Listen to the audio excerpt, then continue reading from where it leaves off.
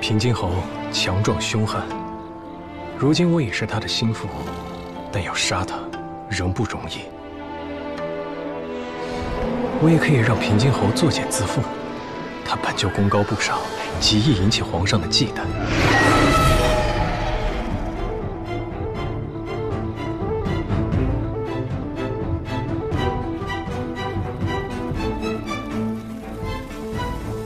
曹敬贤狠毒阴冷，一直对我怀有敌意。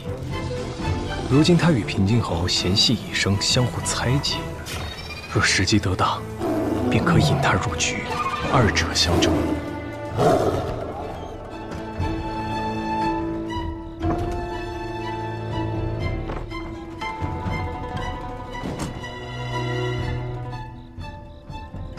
但人算不如天算，难保不会出现变故，必须有充分的把握。更何况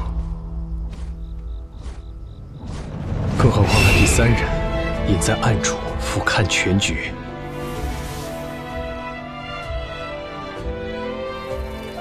无论如何，还是得先让平津侯和曹敬贤斗起来，唯有两败俱伤，局势混乱，方能引第三人现身。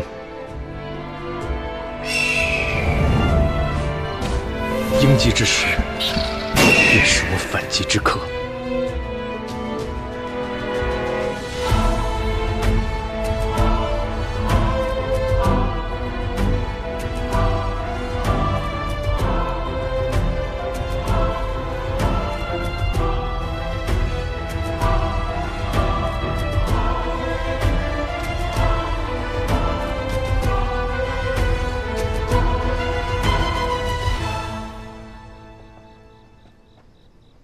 大公子，您怎么亲自来了？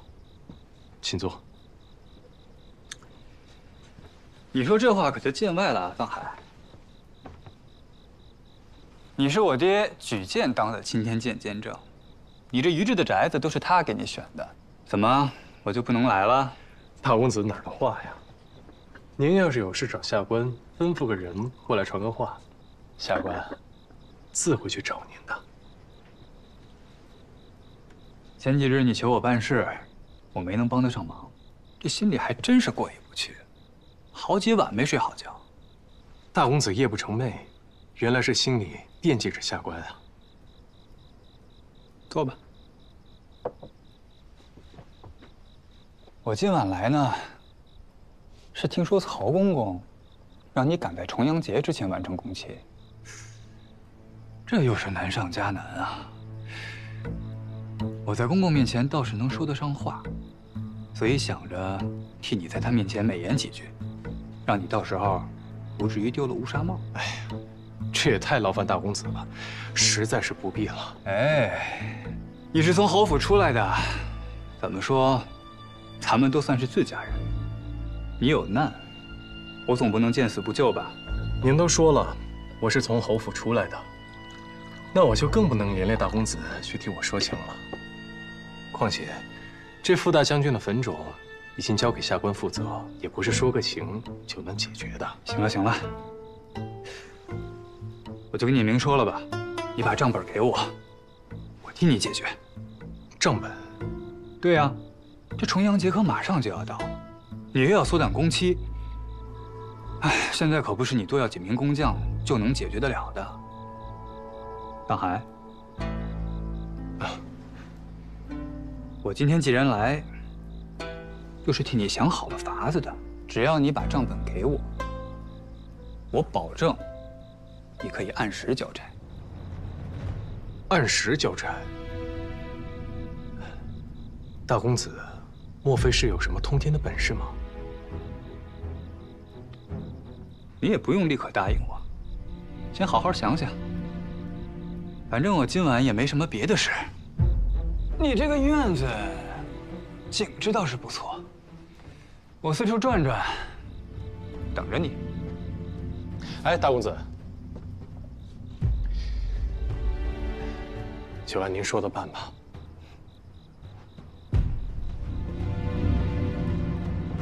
好了，别送了，那咱们可说定了，明日我就到青天剑找你拿账本儿。随时恭候大公子。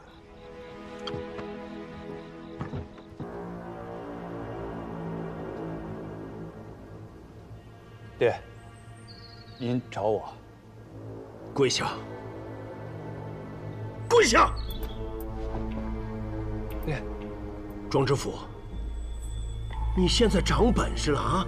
连给傅知松修坟的银子你都敢贪？啊，爹，我没有啊！啊！你还敢对我撒谎？爹，我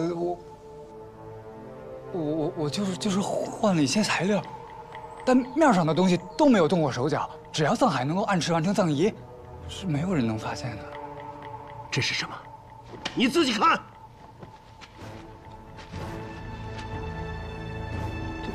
爹，你贪点银子也就算了，居然蠢到被人发现，连贪都贪不好。侯爷，我儿知道错了，您就饶了他吧。你还有脸替他说情？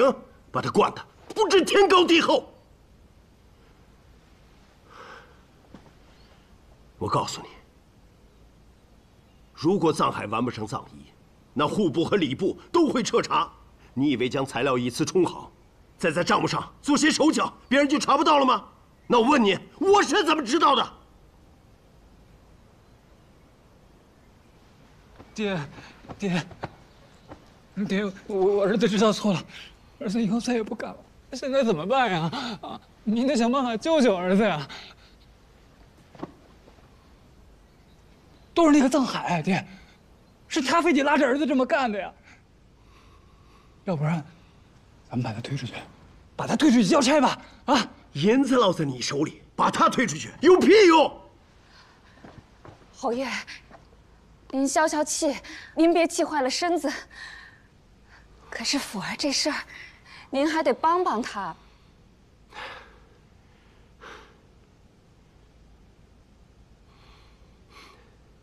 要想不栽别人手里，趁早把自己犯的错全擦干净了。不仅要把动过手脚的材料全部替换掉，还要把你贪的银子全吐出来，去财库把不够的补上。知道了。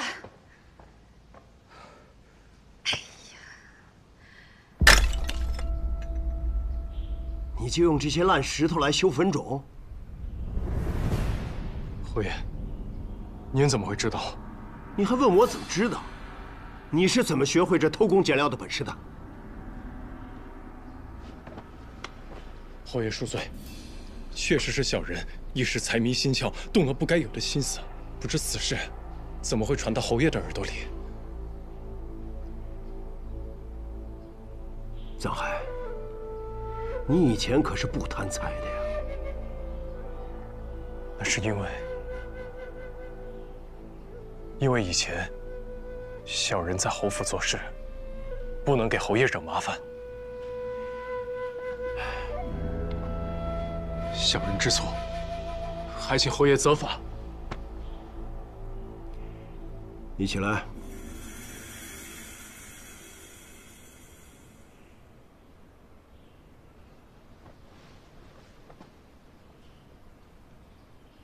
我觉得你在骗我。你是个聪明人，不可能不清楚这里头的风浪。说吧，背后是不是有人逼你这么做？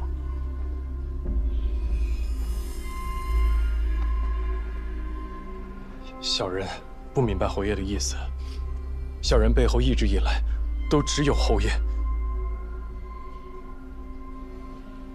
此事确实是小人自己的错。我再问你一遍，是不是有人逼你这么做？你说实话，本侯不会追究。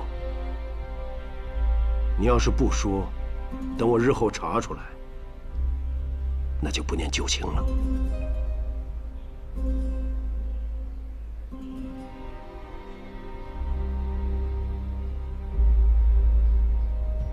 此事，当真是小人一人所为。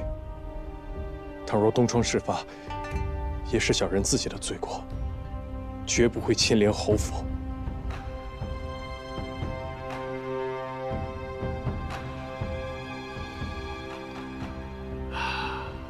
这等小事，怎么可能牵连侯府？这回放你一马，以后再聪明点。暂还谨记。父亲，你怎么回来了？儿子今日休沐，特来向父亲请安。儿子猎了一只豹子，已制成豹皮，交给管家了。眼下天越来越凉，父亲从前在苦寒之地打仗，腿脚不宜受风。儿子想着，父亲在坐卧时能有张豹皮保暖。有心了，不过为父今日没心情，先回去吧。是。你都当上小旗长了。是。前些日子立了一功，这才升了小旗长。我不问你，你也不说。只是小旗长，辱没父亲威名。你穿这身甲，挺好看的。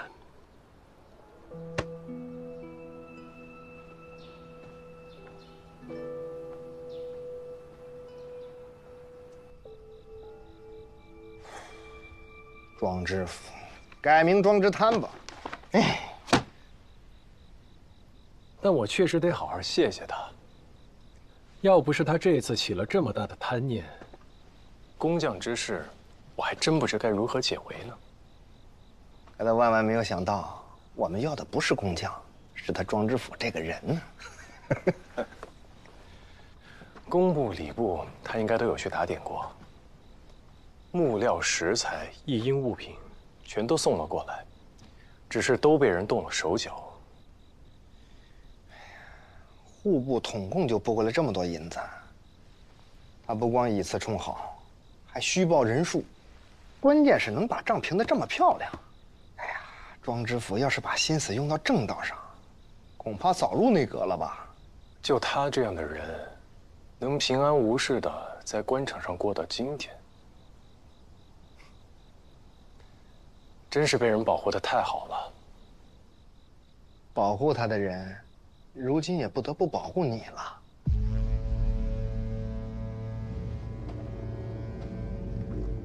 臣何自清有事启奏。礼部有何事啊？重阳将至，礼部在筹备先帝祭礼仪式。臣听闻傅大将军的坟冢要到重阳之后才能封土完工，但祭祀10日内不宜兴土木之事，恐会有所冲克。臣提议，将傅大将军于重阳前10日落葬，既能保先帝祭祀安宁，又可让傅大将军配享香火。何大人考虑周全，陛下定会满意。只是咱家听说前些10日将军的坟冢修得甚是缓慢，赶在重阳时分已是不易。若再想提前10日，怕青天剑会为难吧？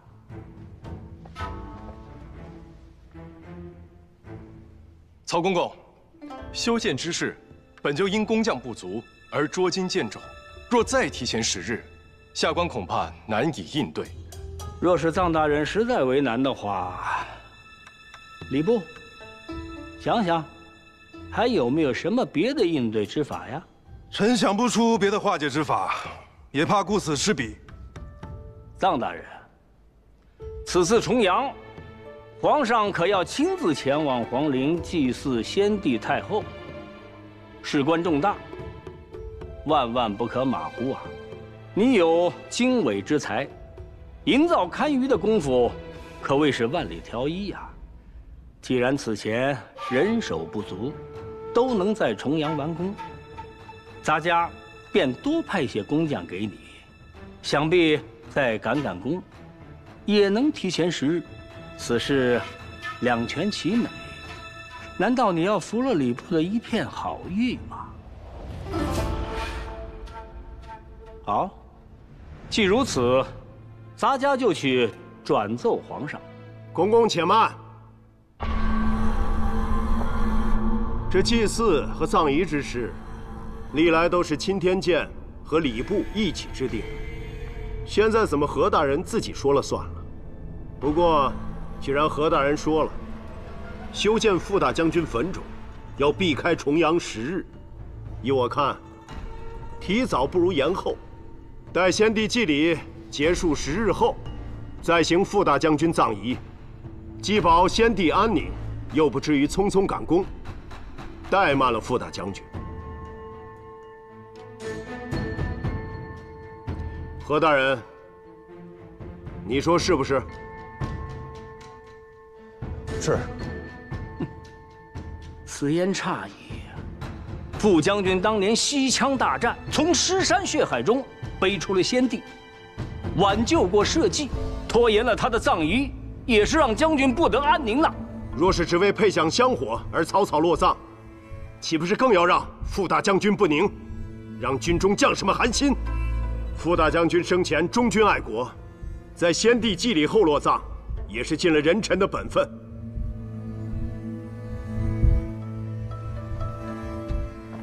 侯爷说得对，不可怠慢了傅大将军。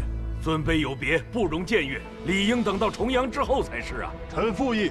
臣附议。臣附议。臣附议。臣附议。臣附议。臣附议。臣附议。臣附议。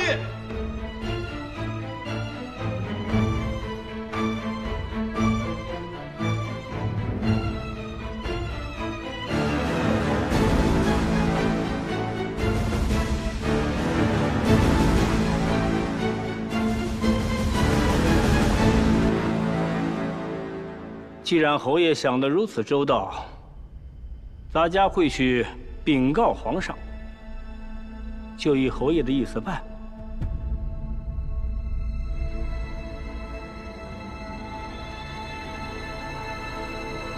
臧大人，哟，庄大人，您怎么来了？别那么见外，叫我知府就行了。啊，大公子是有事找我。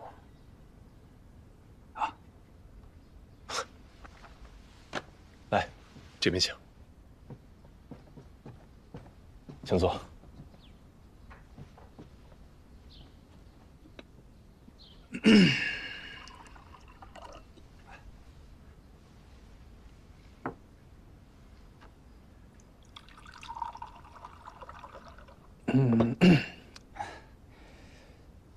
臧海啊，这我从前对你多有轻待，你不要见怪。咱们怎么说也是自家人。哎，大公子，你一直都对我很好，没有薄待过我。我就是帮侯爷做事的，咱们本来就是一家人嘛。对，一家人，一家人。那好，从今日起，我就是你的一姓大哥，你就是我的臧海老弟。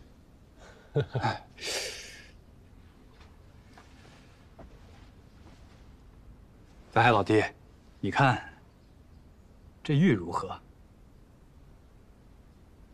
色泽纯净，温润如脂，是上好的羊脂玉啊。你可中意？大公子，这你负责傅将军的葬仪，连日不休，为工部解决了这么棘手的事情，为我分担忧虑。这玉啊，我就赠与臧海老弟你了。哎，大公子，这我不能收。哎，就收下。大公子，我真的不能收。哎呀，臧海老弟呀，美玉配君子，我给你你就收下。大公子，这好，那臧海就多谢大公子美意了。哎，哈，坐。其实之前在侯府呢，我就十分仰慕你的才能，只不过公务繁忙，一直没有时间跟你促膝长谈。我爹之前就跟我说了，让我多跟你亲近，多跟你学习为人处世之道。正好我前些阵子忙完，现在腾出空来，今后啊得多来你府里拜访请教了。好，那今后只要能帮得上大公子的地方，臧海定当知无不言，言无不尽。好，那就这么说定了。明日我就过来。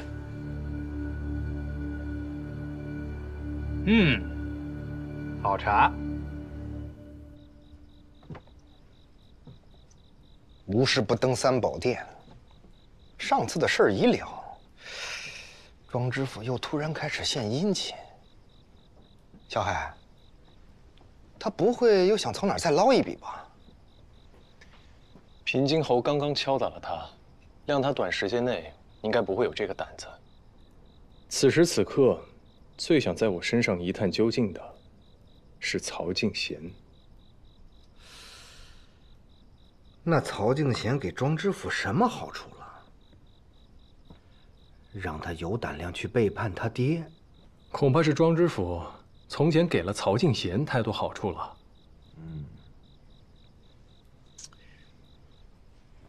徒儿，你这画的什么呀？鬼玺啊！你见过鬼玺？当然没有。但曹敬贤和庄知府也没有见过呀。陆晋的死开始，我就在曹敬贤的心里种下了一颗怀疑的种子。现在，这颗种子该发芽了。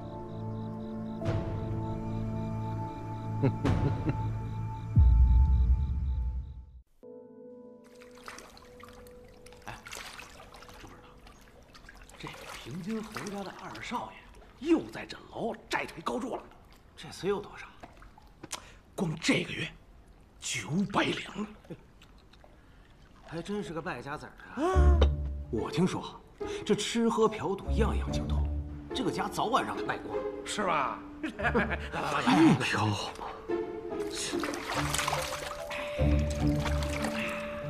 这平津侯什么人啊？他的大儿子庄知府，年纪轻轻啊，就做了工部侍郎。那你说这侯府怎么生出这么个不成器的小儿子呀？给那个侯府的脸呐，都丢尽了。丢尽！来吧，我看你们真是吃了雄心豹子胆了，敢在这个地方胡言乱语。不是我说你谁呀？跟你有什么关系啊？我倒觉得二公子挺好的呀，他反倒像年轻时候的平津侯，不见得比不上大公子。庄大公子文能治国，前途无量，那庄之行拿什么跟他比？是。告诉你们，庄之行身上有的可是平津侯的血脉，是先将军庄牧的孙子，庄家世代将才。庄二公子现在啊，只是不显露山水罢了。假以时日，一定可以名扬天下。就他，兄弟，你太会说笑了你。来，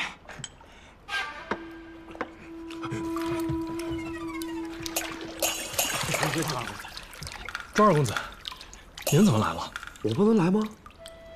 我不能在这儿吗？没事，你们继续。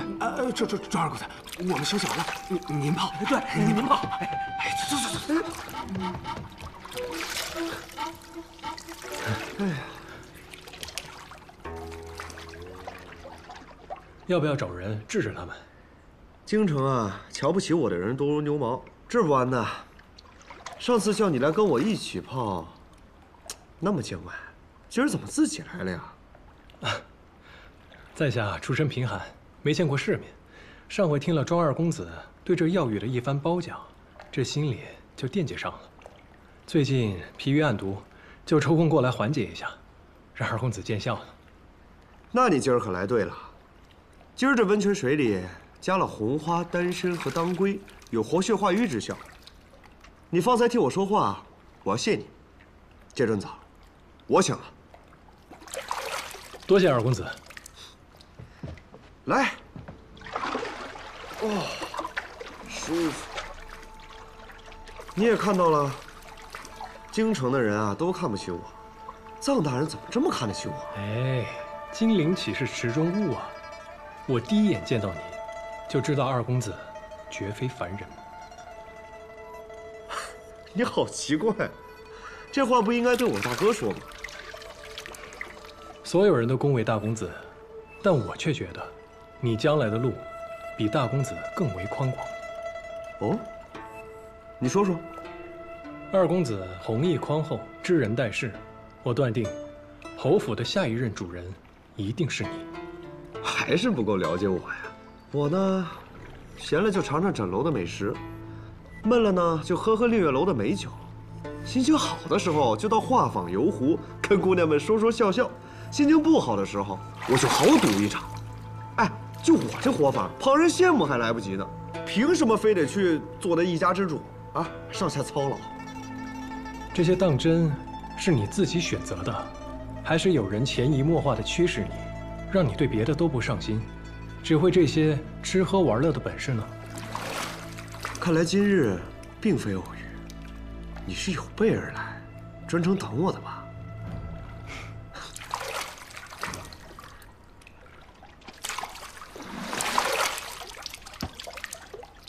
是，偶遇虽假，但这些可都是真的。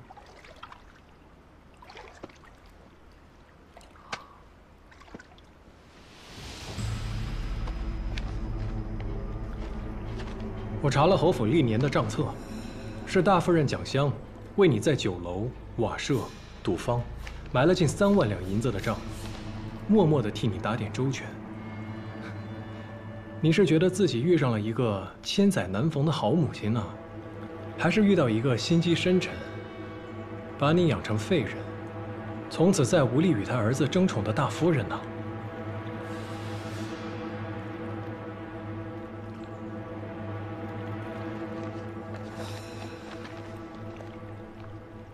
看到上面的字了吗？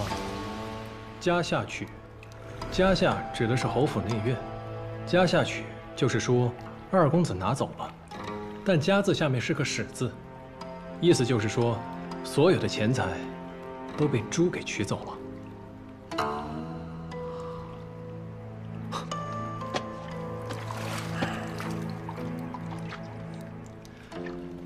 侯府小店，家人团聚之时，二公子却流连于酒肆之间，惹得侯爷失望憎恶。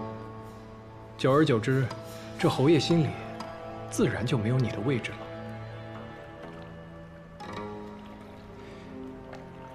是你自己不想去，还是有人根本就不想让你去呢？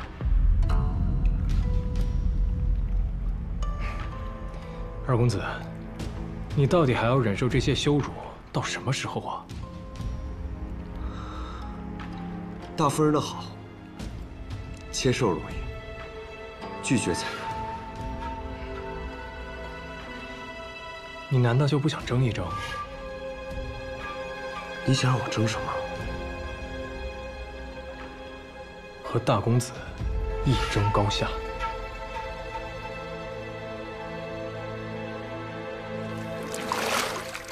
你觉得我真的能行吗？当然可以。大公子资质平庸，既无为君分忧之能，也无笼络人心之才。我看他呀，也就只能到这儿了。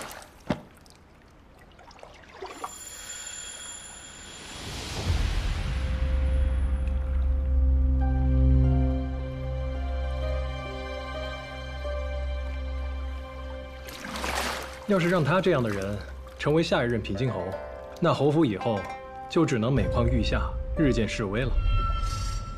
但二公子就不一样了，二公子磊落洒脱，颇有侯爷当年的风采，日后必能破虏平蛮，出将入相。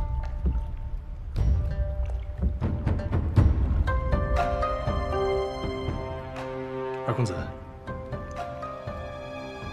桑海，从来没有人跟我说过这样的话。听你一番话，比我赢钱都开心。我们今儿一定得好好喝一杯。行，那就恭敬不如从命了，一切都听二公子的。好。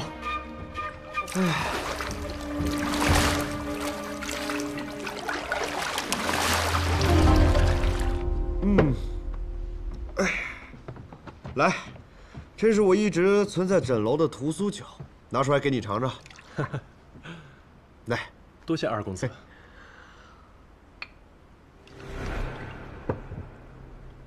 来。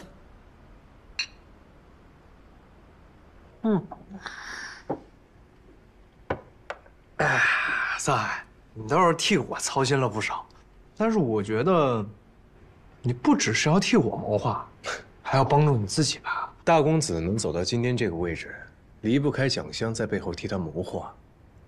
我就算拜入他的门下，也顶多是一个不痛不痒的小幕僚而已，他不会对我另眼相待的。但是二公子就不一样了，二公子如今两手空空，何不奋力一搏呀？你倒是看得分明啊！我大哥如今已经在朝堂做官，本就是我爹的指望，你就是帮，也帮不上什么。于是你将绑压在我身上，赢就是以小博大，一个人独赢。你很懂得赌嘛？哎呀，哪儿比得上二公子啊？藏海啊，今日一叙，我才发现，原来侯府里还有人替我操心，替我着想。来，我敬你。哎，你这，在下不胜酒力。你这是瞧不起我的酒吗？不，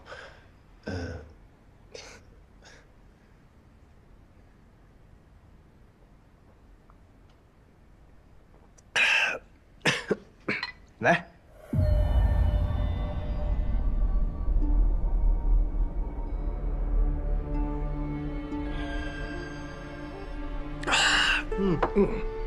果然是好酒啊！喝酒我行，其他的，我这肩不能扛，手不能提，只懂得享受，恐怕要让你失望了。哎，二公子言重了。不信？我跟你说个事儿。小的时候啊，我曾经被一个恶童抓住，关在地道里，才1个晚上我就差点死了，所以说我是真一点苦都不能吃。二公子这叫福泽深厚，大难不死必有后福。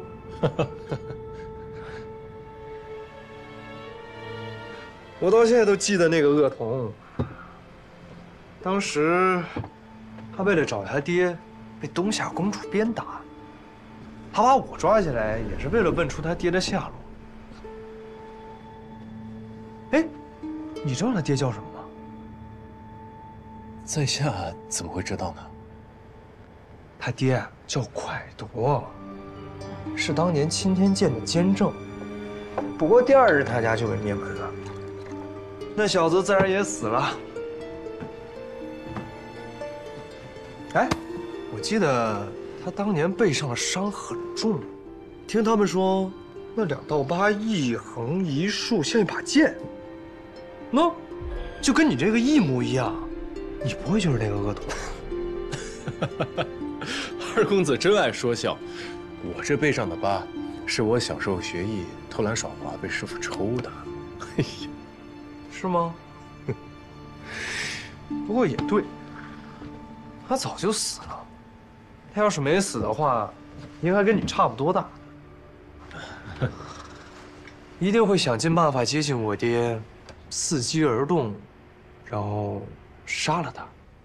哎呀，二公子，您说的这些话，真是吓到我了。什么恶童啊、灭门啊，在下完全听不明白。之前不是跟您说过吗？在下来侯府，就是给自己求一个安身之处。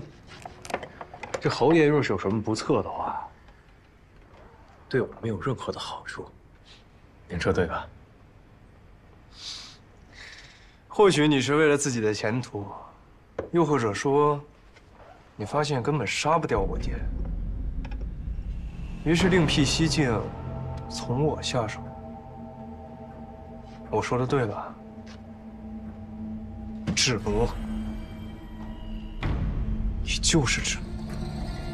当年你没死，现在回来报仇了。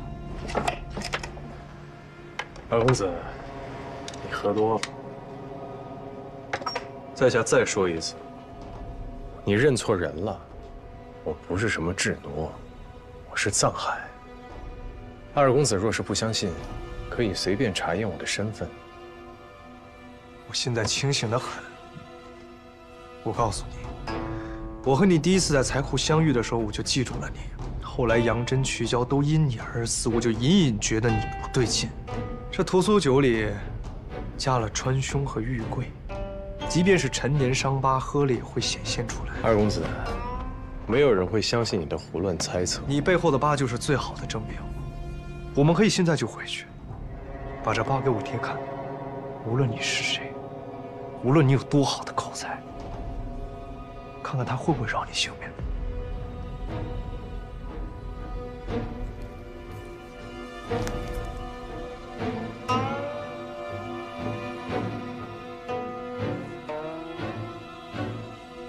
既然你都已经看出来了，为何直接来告诉我？因为我爹的手已经沾满了你家的鲜血，我不想他再杀了你。10年前的那天夜里，我因为在你家受了气，睡不着，就想去找我爹，让他给我出气。爹。后来我困了，就在他房外的廊下等他。他很晚才回来，我想叫他，却看到他脸色阴沉极了。我知道，那天晚上一定发生了什么事儿。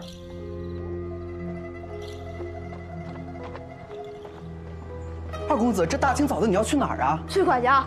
去蒯家？二公子，去哪个蒯家？还有哪个蒯家？就是陈娇亲天见的那个蒯家。昨夜蒯家突然烧起大火，里面的人全烧死了。但我忽然想起昨夜父亲的脸色，再加上杨真衣袍上有被火燎过的痕迹，我就隐隐觉得，蒯家灭门之事与我爹有关。但是我不敢想，我怕一想就成真了。志奴，我知道你这些年一定过得很苦，很恨我爹，但是我不能让你报仇。因为我只有他一个亲人了。你杀他，我一定会先杀了你。离开侯府，离开京城，永远不要再回来。我要是做不到，我只给你1天时间。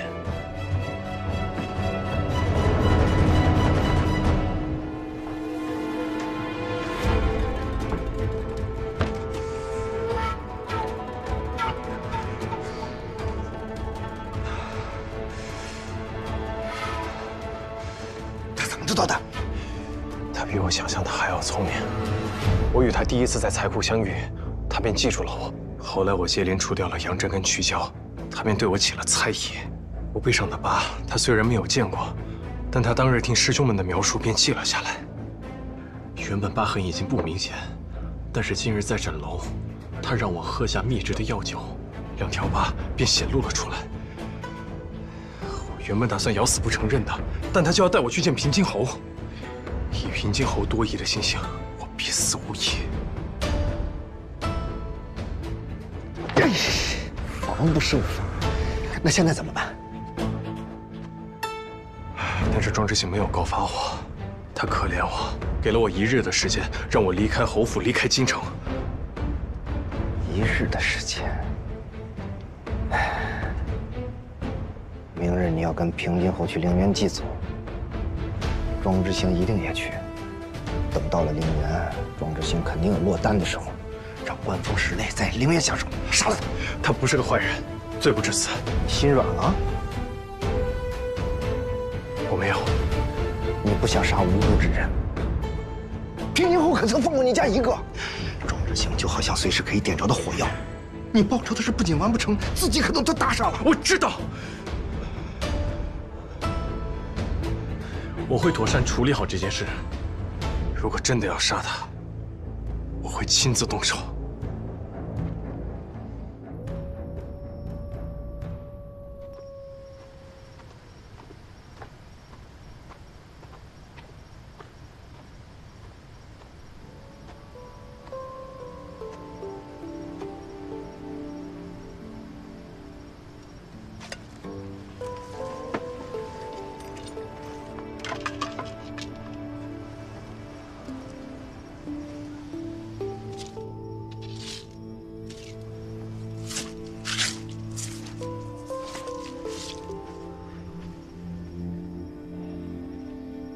娘，我来看您了。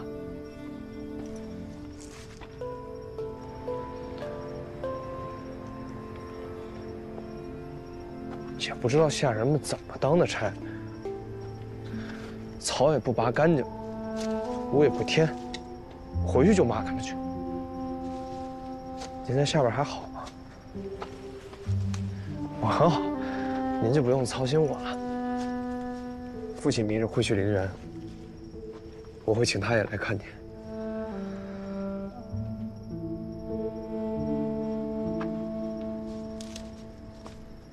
大夫人待我不错，也没有苛待我，只是一直防着我，想把我养成一个废人，不能跟大哥争宠。可在这儿多虑了，我从来也没想过。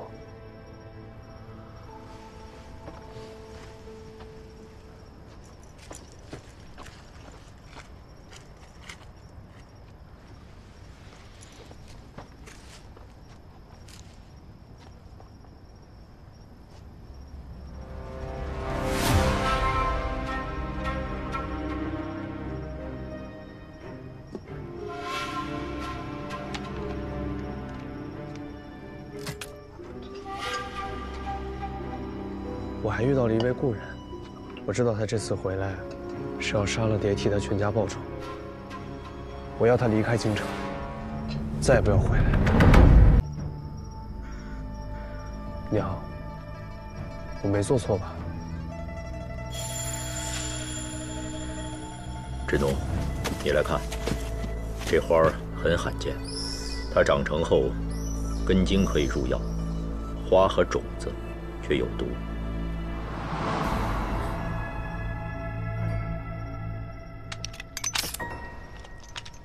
谁？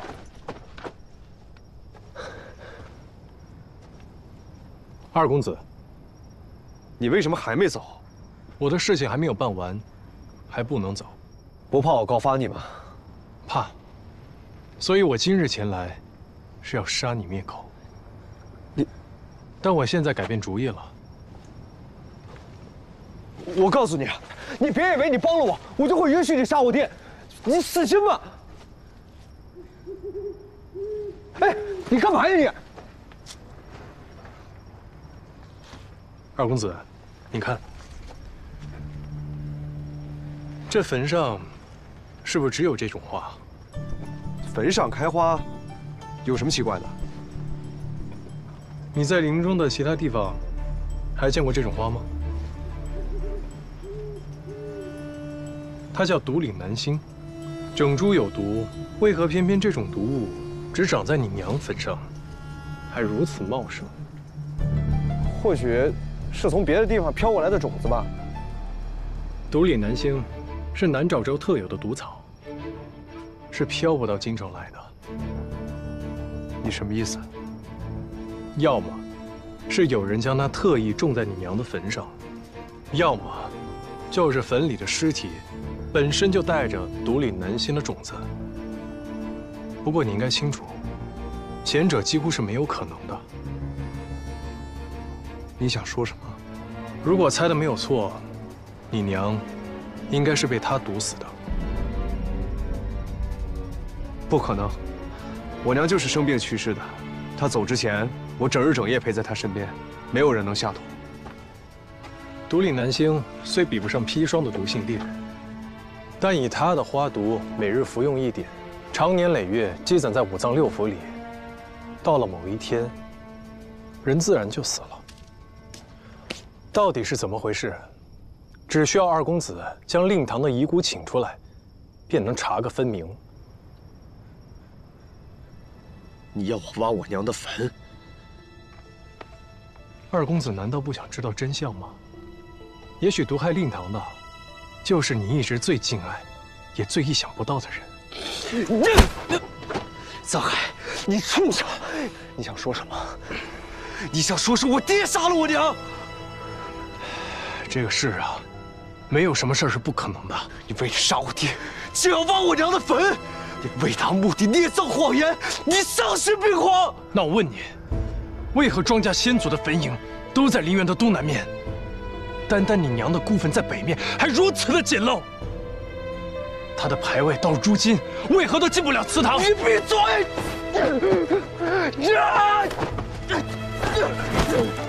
最重要的是，你娘去世这么久，为何你爹一次都没有祭拜过她？为何？啊！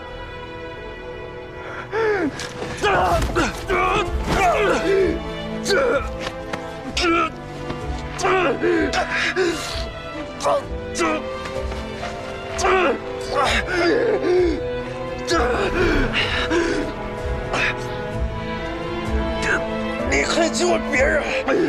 看这画儿，是不是如我所说？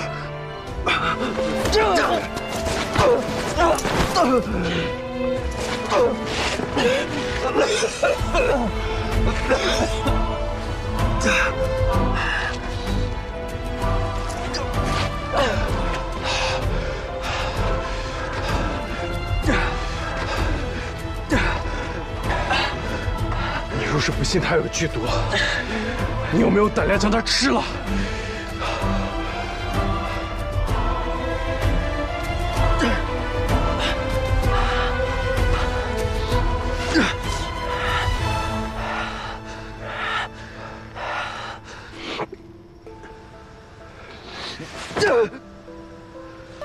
你说的每一个字我都不会相信。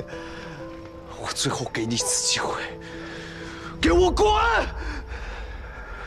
明日祭祖的时候，你睁大你的眼睛看清楚，看看我说的是不是真的。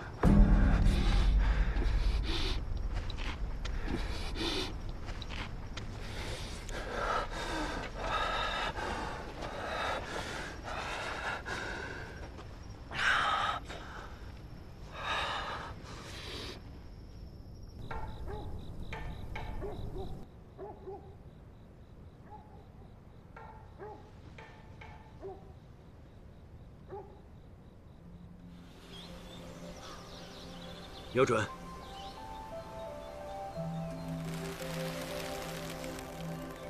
剑要沉，手要稳，慢慢吐气。射！我射中了！好，星儿，来喝点水。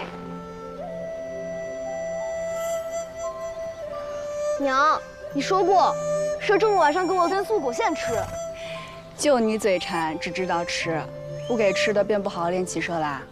这小子有我当年的胆魄，侯府下一个将军就是他了。你以后得好好替我盯着他练习骑射，别让他偷懒。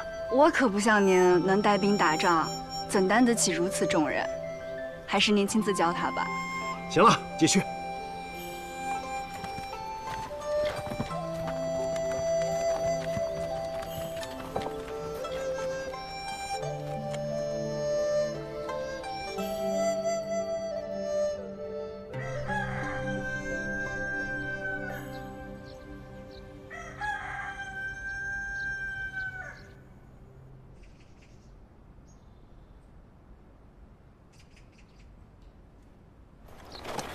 侯爷、夫人，车马已经备好了，下人们提前到陵园，准备祭拜的香烛贡品了。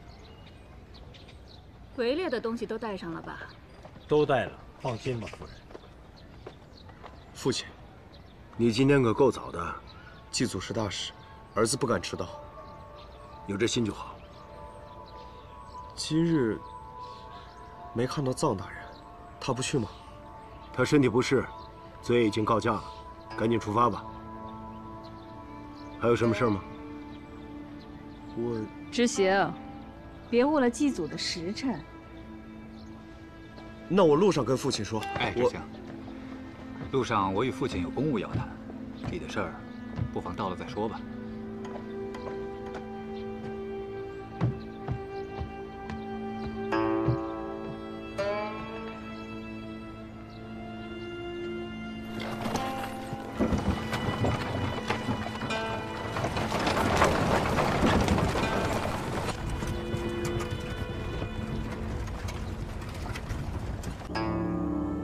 檀木凝香，庆兴悠长，定国安邦，祖德贤良。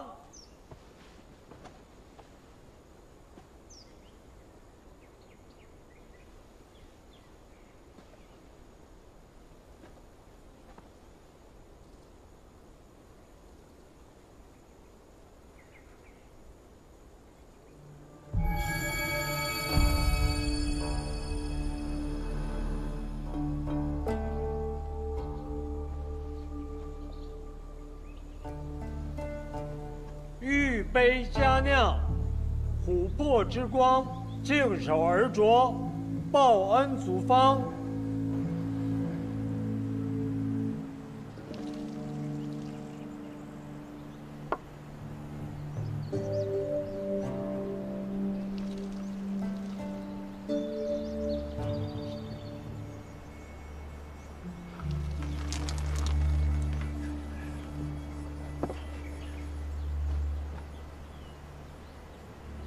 列祖列宗，不孝子孙庄鲁隐携家眷前来拜祭。侯府家宅安好，妻贤子孝，望列祖列宗英灵保佑。拜，兴，再拜，兴，三拜。兴，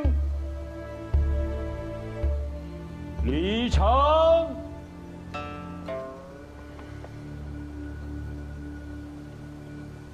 侯爷，祭祀的贡品都沾了先祖的福气，吃了一头好。嗯。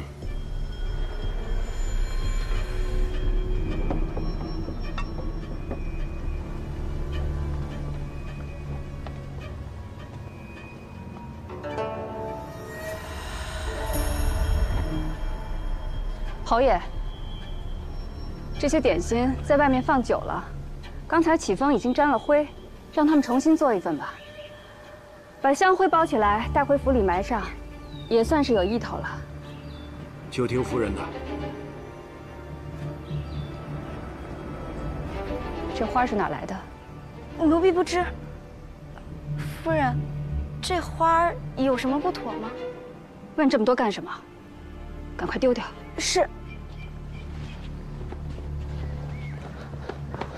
爹，又怎么了？您很久没有去看娘亲了。自她离世之后，您就再也没有去看过她。一会儿，我要去猎场狩猎，你不是不喜欢狩猎吗？自己先去吧。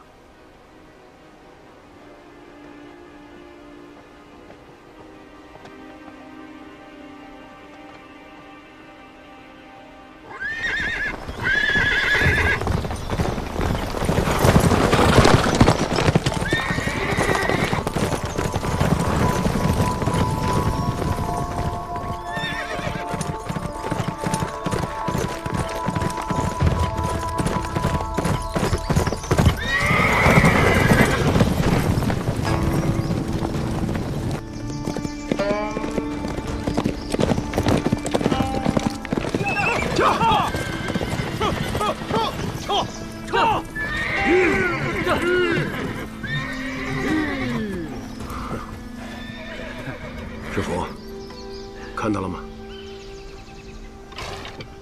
我今日非猎掉他不可。这。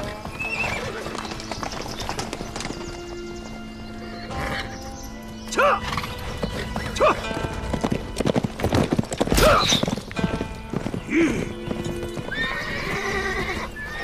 你们俩过去看看。爹。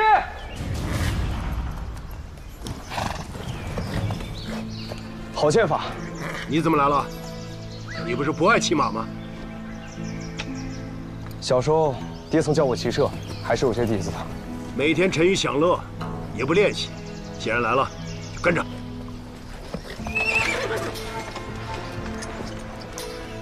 爹，儿子刚才看到有一只小鹿，往那个方向去了。我去瞧瞧。走，走。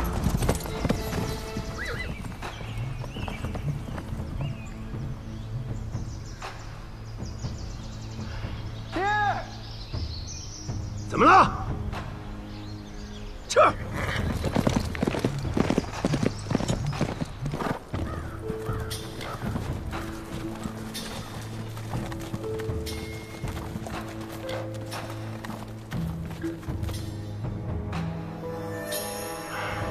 你这是做什么？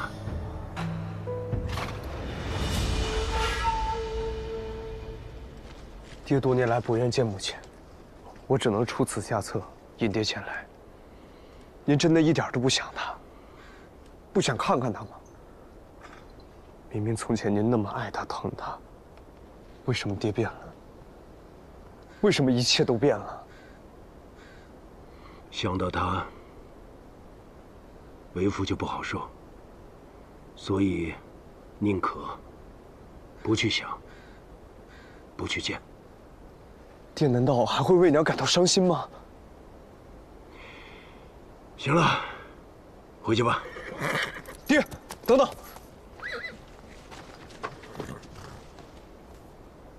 娘坟上的花开得好看，请爹带回去，插在瓶中。她若是想念您，透过这花，也许能看到您。我知道，她一定很想念您的。灵魂之说都是些无稽之谈，我们习武的，从来不信这个。不管怎样，这是我娘坟上开的花，您带回去养着也是赏心悦目啊。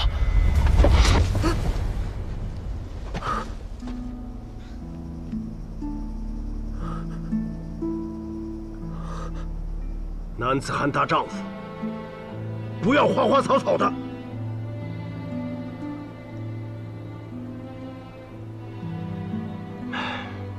今日念你，思母心切，为父也不想训你。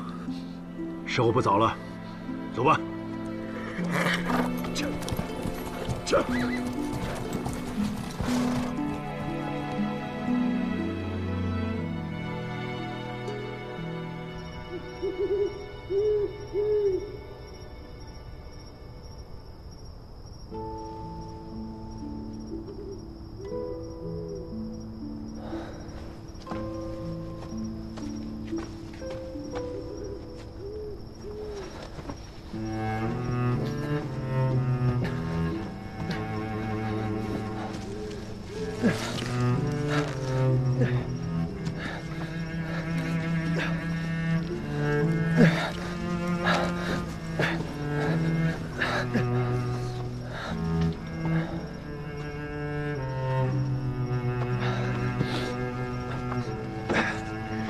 那只独领南星是你放的吧？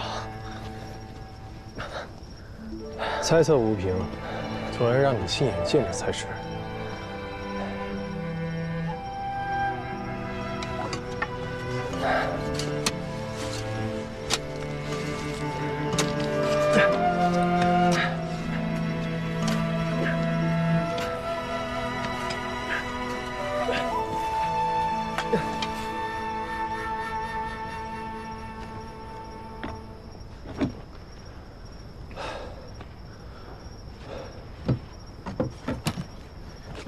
先夫人没有地宫，只是捡葬，只有棺没有椁，所以棺材才会腐朽得如此之快。生有宣冕、福位、古禄、田宅之分，死有棺椁、小青、矿垄之度。很难想象，这竟然是侯府夫人的墓葬。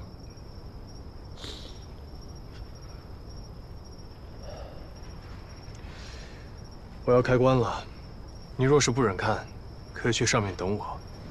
不用，这是我娘。来，3、2、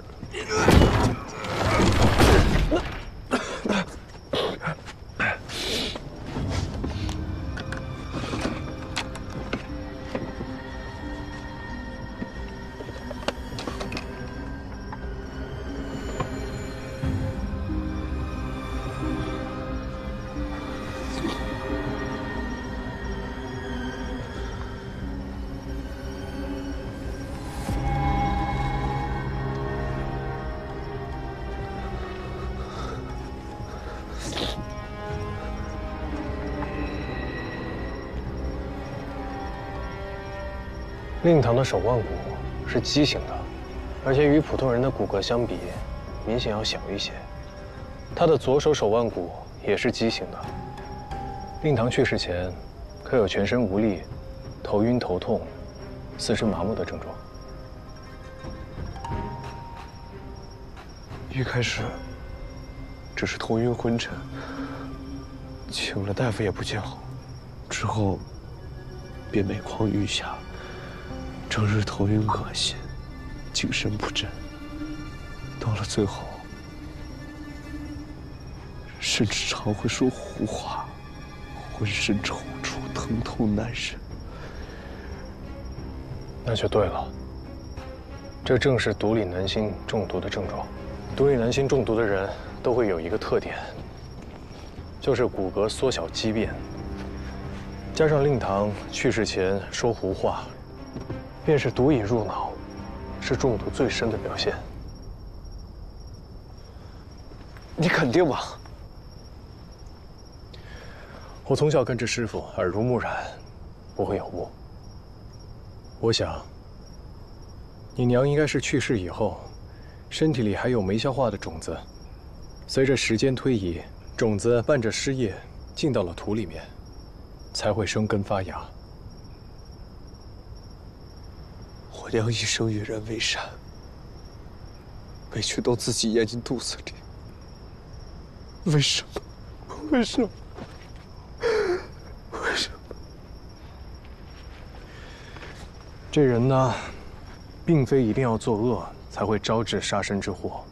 这毒，并非一朝一夕能置人于死地，需长期服下，积累到一定程度才会爆发。也就是说，这事儿一定是身边人干的，外人不可能做到长年累月的下毒还不被人发现。